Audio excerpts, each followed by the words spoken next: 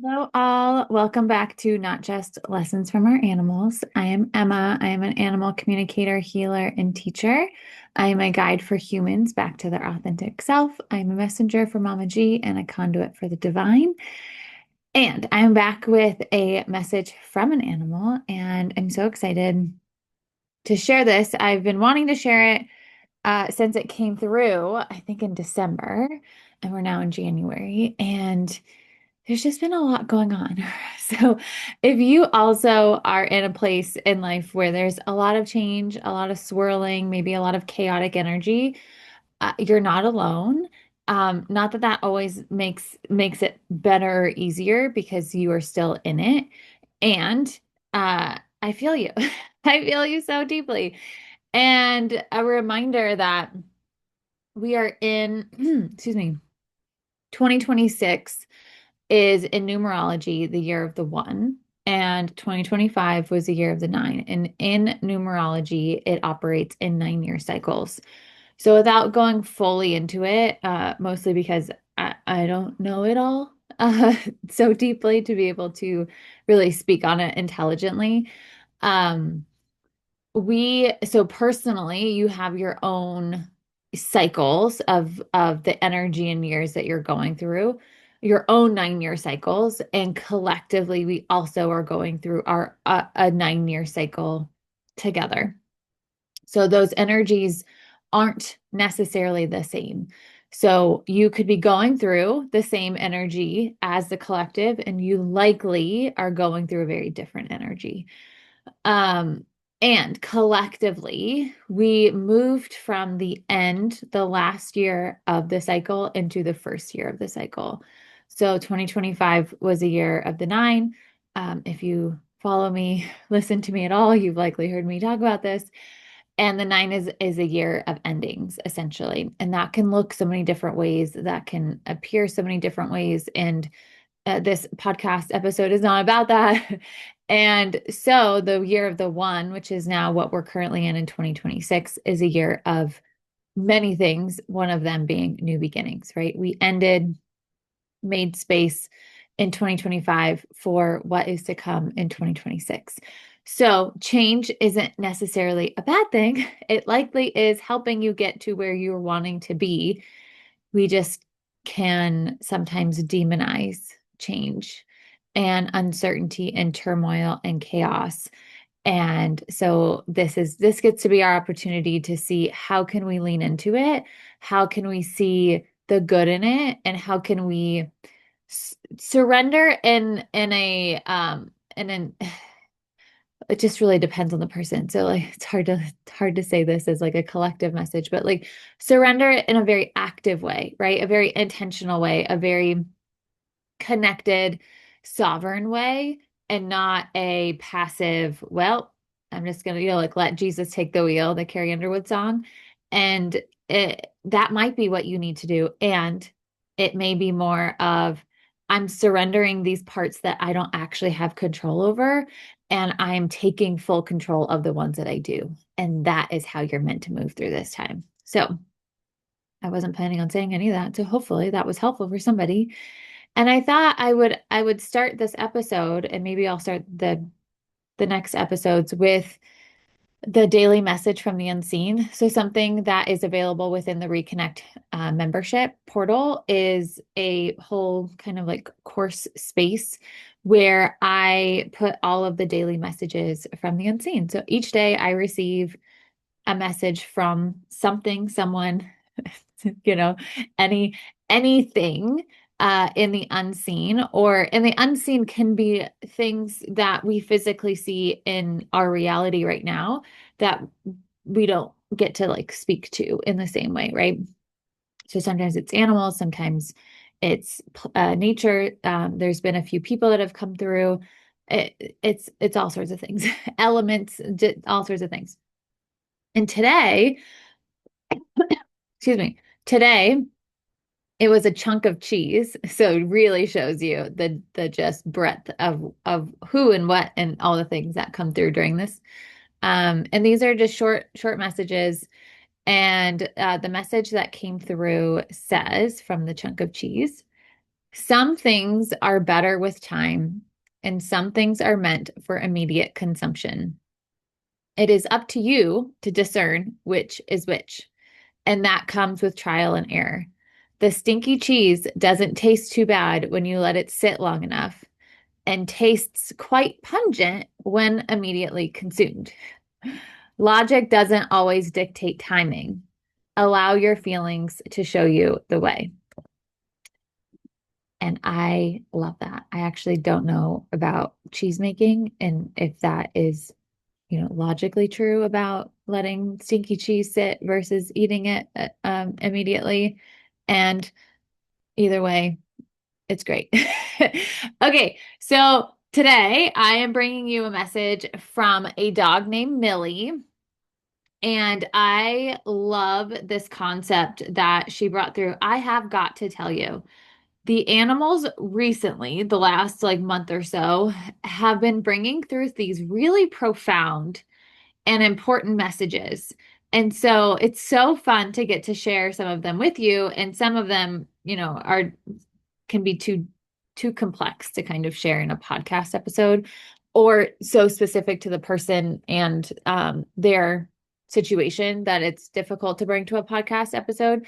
And it really feels like we're in this very potent time of energy shifting, right? So, kind of what I started with, of how we are in the first year of a new cycle and we're in this new era, Aquarian era energy. We're in human design.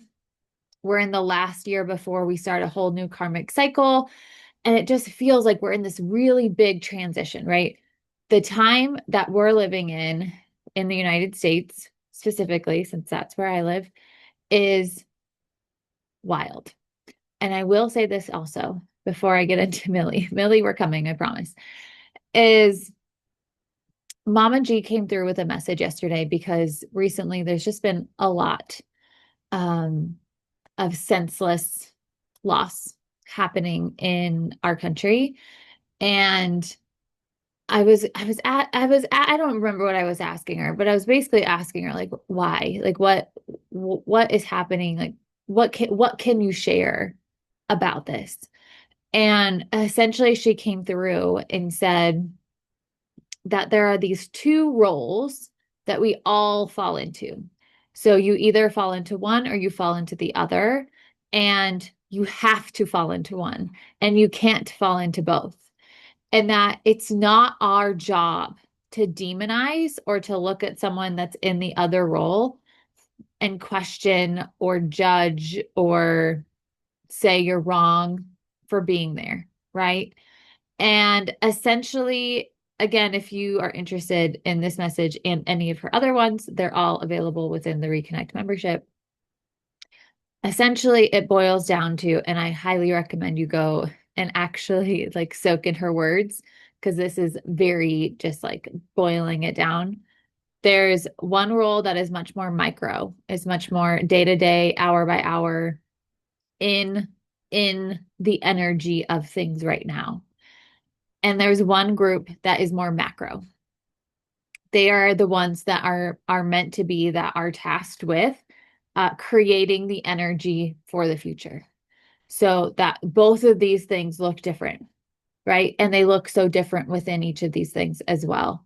And it can be so easy to be in any of these and either look to the other one and say, why aren't you over in my role or my section? And also easy to be sitting within your role that you are meant to be in, saying, why am I not over there? I feel like I should be doing that. Right. And we can get in the shoulds of it all, and we can get into the guilt, and we can get into the blame, and we can get into the shame, and we can get into all these things that aren't going to serve you in your role that you're actually here to play. And it doesn't mean you can't be aware and be supportive of the other role. It may mean you're not meant to be in that role. Right. So, yes. Okay. There's just so much. And it can be so easy to get lost in that energy, in the energy of helplessness, in the energy of hopelessness, in the energy of senselessness, right? And we're being asked to step into our role, whichever one it is. And that is how we can create the change and the shift that is needing to be made. I fully believe that we all come here with our own purpose. And like in the way that I view purpose based off of a lot of different things and people and entities and whatnot, is who you are in this lifetime, right? And I didn't always view purpose that way. And it's about how can you step into what you came here to do, your soul's work, your soul's mission, your soul's expression in this lifetime, which isn't your soul's work, isn't always a job, right? It isn't always an exchange for money. Your soul's work is whatever it calls to you and that you can't not do. It's the thing you always go back to. It's the thing that's always present when you allow yourself to be in the presence of it, allowing it to come forward, all the different things. So yeah, it feels hard like going into like, let's talk about animal messages when all of this is happening. And I know that their messages are helpful for us in this time of how do we stay focused and not get lost in that energy and not feel like, well, there's nothing I can do and just kind of give up, right? These messages can be the fuel that help us step into that role even more fully, or help us see a different perspective, or to see different ways of how we can become a better version of ourselves for this world that we're living in, to create the world that we all want to see. Well, that some of us want to see, right? Want to live in. And what that's going to look like, because we're coming to a reckoning whether we want to acknowledge it or not. And it's just a matter of how you step into that, how you walk into that altogether. All right. Okay. So back to Millie. I feel like that all felt really important to say. And um again, it just kind of feels weird transitioning over to this. So, okay. And what Millie has to say does feel actually, this is so interesting because I didn't plan any of this, feel so supportive for what we were just talking about. So, Millie, this is so fun. For me, and I've said this before, I love animal communication and I love talking to animals because you just never know what you're going to get. You don't know. You go in with like, okay, we're going to ask these questions, and they could be like, okay, but those aren't the right questions. And I have received that response before from animals who are like, and when I say, oh, your person has some questions for you that I would love to ask you, they're like, well, I bet they're the wrong ones. Can we start somewhere else? I'm like, all right, let's do that. uh, and so sometimes when I just start the conversation after connecting in with them, they take it and just start with their messages. And that kind of happened with this. So when I opened, so to give a little bit of, for anybody who's maybe new here, when I connect in with an animal, I connect in and I start it, unless it's a energetic healing, I start it with just us getting comfortable with one another and not doing anything, really. So it's just a matter of our energies coming together, and they will show me different things, or they will bring me to different places, or they don't usually talk during this time. It's just like our time to get comfortable with our energies, and it's just a matter of what comes to the surface during that time. And then I go into a conversation once our energies kind of settle together. And I start it with hello, and or hello, how are you? And this one I started with hello. And Millie said in response, hello, how are you? Which I always think it's always so fun when they ask me questions too. And she continues to say, so how are you? I'm happy to be in this place and be able to share in such an open and honest way. I know my mom is worried about me a lot of the time, and I hope that she can come to the determination that I am okay and that we are okay. We are going to walk into this new world, life, year together in a more whole way than we ever have before if she is able to let go of her worry and fear about what might or might not happen in the world life. Again, did not know that she had said that and what we were just talking about. Holding on to that worry and stress is only causing degradation to her own health and well being, and also the one we all live in. This is the part that I grabbed hold to and was like, we need to talk about this. So, again, this just shows us how everything we're led to all the things in a perfect way if we just allow ourselves to trust the process. So, Millie continues to say, so again, I want to repeat this because it does feel important. Holding on to that worry and stress is only causing degradation to her own health and well being, and also the one we all live in. Do you know that your own energy and feelings will seep out of you and into the environment and space around you? You fill the space with these energies, whether happy or sad, and then without any additional help, they all stay there and become stagnant. And no matter how good the energy or feeling that seeped out of your body was initially, if it turns stagnant, it is bringing heaviness to the space. It is no longer bringing healing to the space. Now it is taking away from that.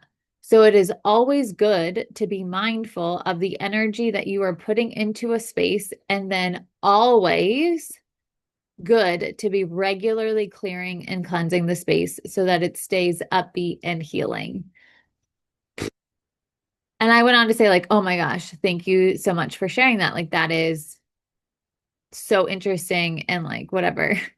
And she said, well, I didn't share it for you, but you're welcome to benefit from it too. And I'm like, yes, thank you so much. Um, so I just want to talk about this for a second. And I think it's so interesting, right? Because when we think about environment, we think about heavy energy, we think about this like stagnant, stuck, like negative emotions. And I found it so interesting that it's not just the stress, the fear, the anger, these lower vibration energies that we are going through, that we expel from our bodies or naturally just like come off our bodies because we're feeling so much of it and go into the environment that makes the environment not feel great. It can also be our good emotions, our higher vibration emotions that, if left unattended and not circulated, or just like seeped out of us unintentionally or even intentionally and just like left to sit there, are going to become stagnant also, and then become heavier energy in the environment. And like, what a mind blowing moment, right? It's one of those moments where it's obvious. You're like, oh, well, yeah, that makes sense. But like, I never once would have thought of that until somebody said it. So thank you so much, Millie, for sharing that with us, because it's not something I would have consciously been able to put words to, I don't think. So how do we go about cleansing a space, or how do we go about, keeping it high vibe, or, not allowing it to get stagnant, or clearing it out when it does get stagnant?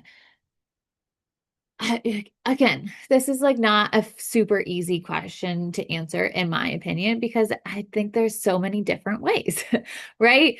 And there's likely so many ways I don't know about. Not likely. There are definitely ways that I don't know about that do the job, that can do it, that will do it, that, all the things. And so this again is where, when we know ourselves, when we trust ourselves, when we're able to tap into ourselves, when we have a connection to our guides and to our higher self, we will receive the message the way that we are needing, or that is needed in this moment when we need it, versus picking from a list of things that somebody else has determined and has received in their time, right?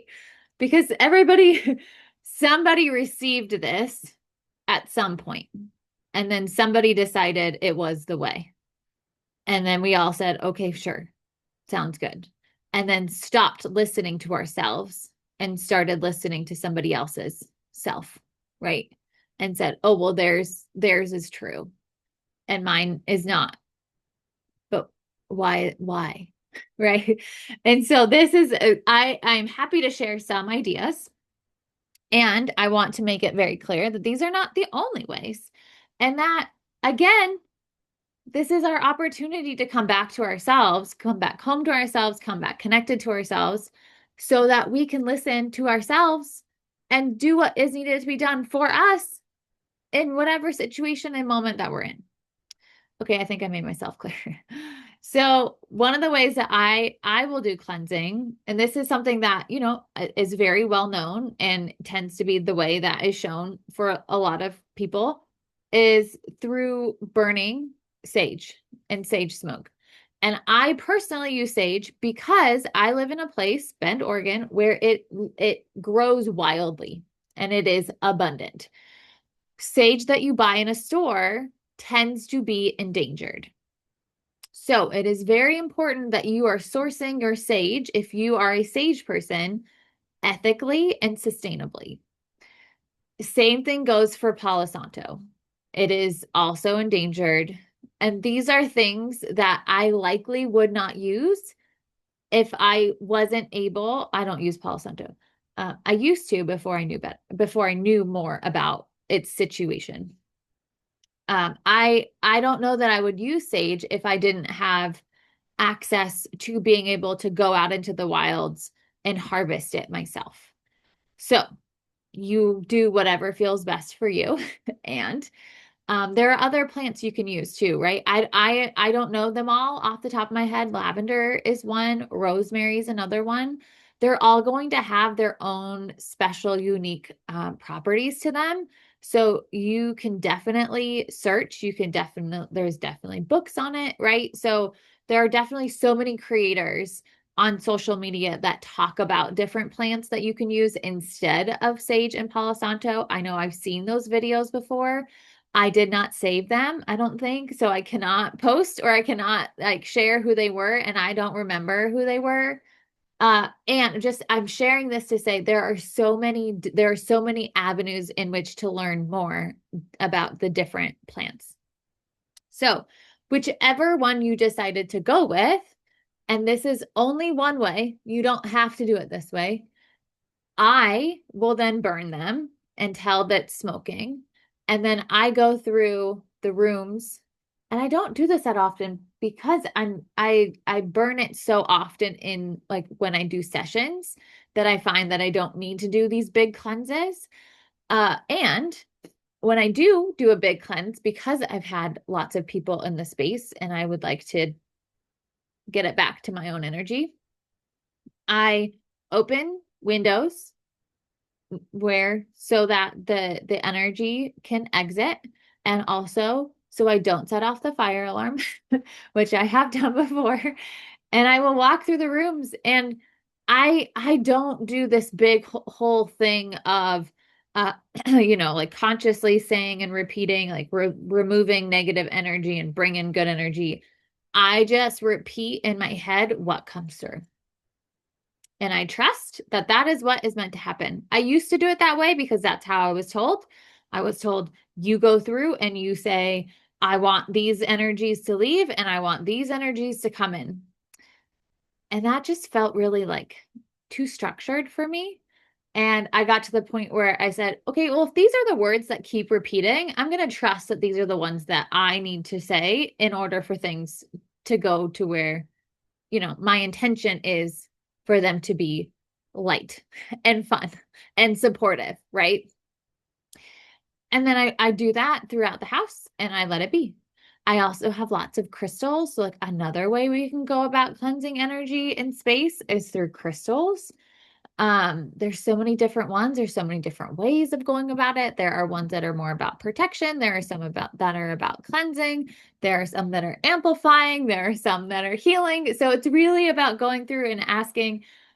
There's this like little string that keeps floating through the air. Asking yourself, what is it that I'm needing, right? It might be taking some cleansing crystals through the house or placing them through the house and asking them to cleanse the energy. And then going through and maybe next to those crystals, placing something that's more protective. And then going through and asking the crystals to protect the space. And cleanse it of negativity. Usually protective crystals also cleanse negativity. And then you could also go through and put amplifying ones. You could put electromagnetic cleansing ones, right? I have shungite right next to me.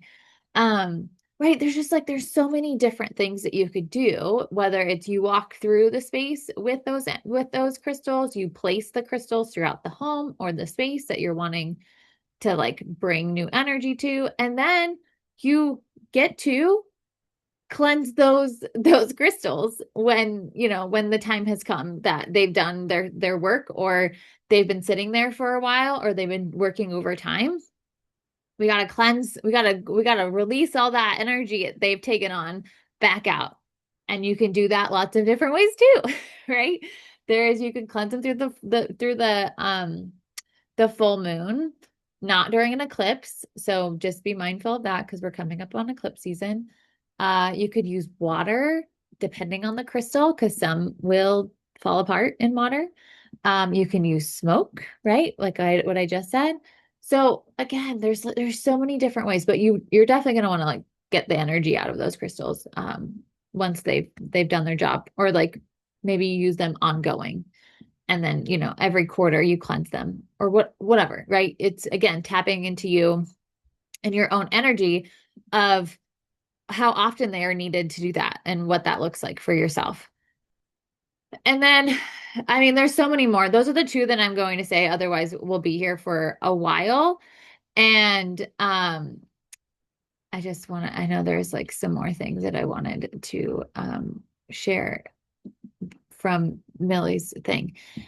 So, right, there's just a couple. And if you are like, yes, I want to dive more into this, or I want to find my way, or any of those things, I highly recommend, I invite you into Reconnect, because it's the place where you can really connect back to yourself and learn, and not even learn, just like remember how to listen to yourself and be in a space and surrounded by people who are doing the same work, right?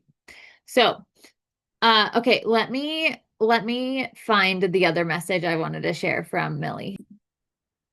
Okay. So this part of the message is coming from a question that was asking about what, if anything, are you wanting to add into your life, to Millie. And this is part of the way through that answer. And she said to always turn towards laughter and lightness and turn away from the heaviness. Allow the heaviness to teach us lessons, but not take us hostage beyond that.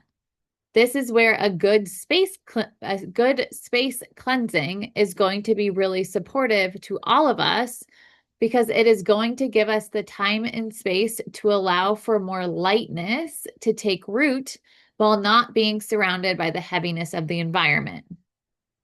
Having the energy be more joyful, jovial, and light will lead us to other things that will feel really good to us all and bring in even more joy, love, and laughter as well.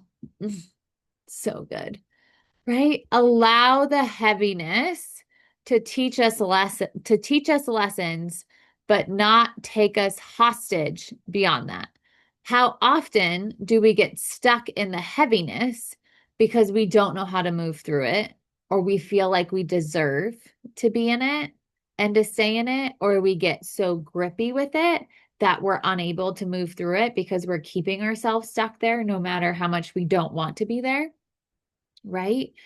And so how can we allow the heaviness, the darkness, the shadow, the parts of us that we reject?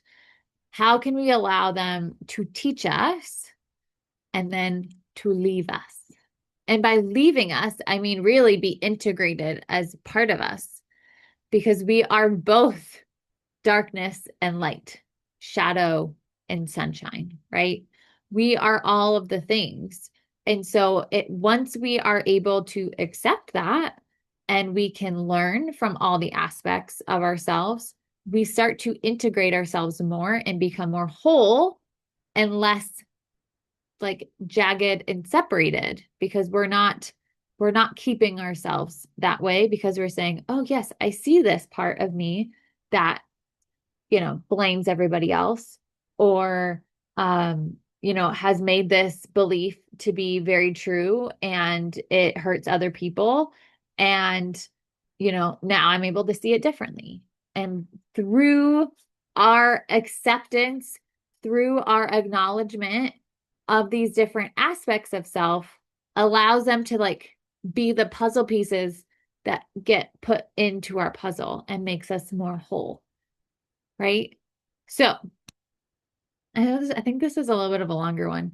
But all of the things that we shared here feel so important for the time and place that we currently are all living within, especially those of us in the United States and those of us in the United States that hold the belief that what is happening is not for our highest good, right?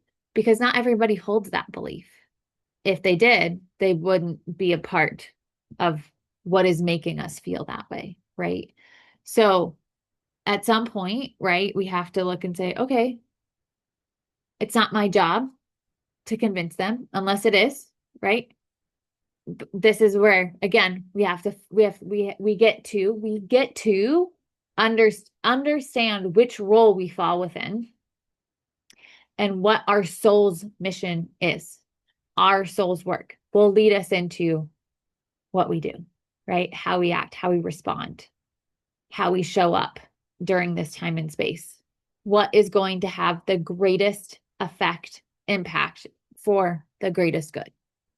When we follow what that is that's the only outcome that can happen. So I hope this was helpful. I hope this was supportive. Again, thank you to Millie and to Millie's person for letting us share these messages on the podcast. And yeah, I send you all just all the vibes and grounding, and we will get through it because we have to, right? And yeah, when we step into our role, the only outcome can be the greatest good outcome. And we just have to trust that. All right. I will talk to you all very soon. Bye for now.